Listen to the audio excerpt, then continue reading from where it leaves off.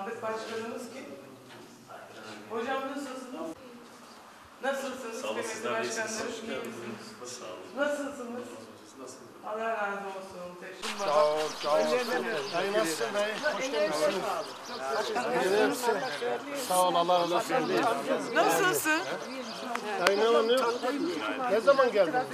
Var. Kolay gelsin. Hemen kimseye engel olmadan biz. Nasılsınız? İyi misiniz? Kolay gelsin. Nasılsınız? İyi misiniz? Sandık başkanımız kim? Var. Başkanım, emanet sizlerde. İmza atar. Allah razı olsun. Var olasın sen ya. Ne güzel imza attı, gördün mü?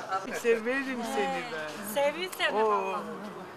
Ben de seni çok severim. Ben de seni seviyorum. Cumhurbaşkanım hepinize teşekkür ederim.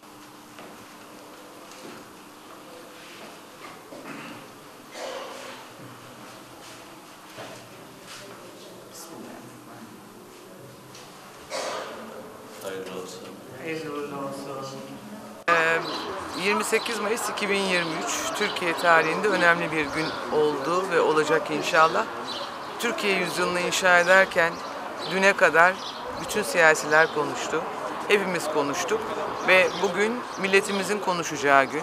Bugün milletimiz konuşuyor ve milletimizin kararının her daim olduğu gibi bugün de başımızın üstünde yeri var.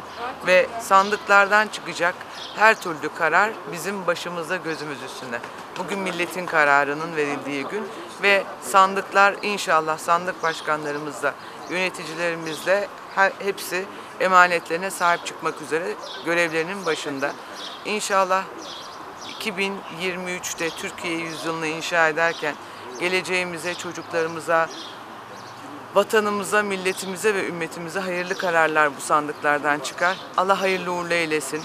Bu seçilmenin ülkemize sevgiyi, saygıyı, hoşgörüyü, kardeşliği, barışı, muhabbeti getirmesini canı gönülden temenni ediyorum.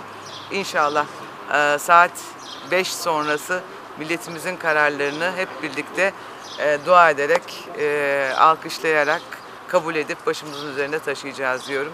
Bütün sandıklara giden seçmenlerime canı gönülden teşekkür ediyorum. Bütün muhtarlarıma emeklerine sağlık diyorum. Var olasınız, çok emek sarf ettiniz. Herkes çok çaba sarf etti. Son karar, bugünkü karar inşallah Cumhurbaşkanımızı belirleyeceğiz. Hayırlı uğurlu olsun diyorum. Allah'ım utandırmasın. Hepinizin ellerine sağlık.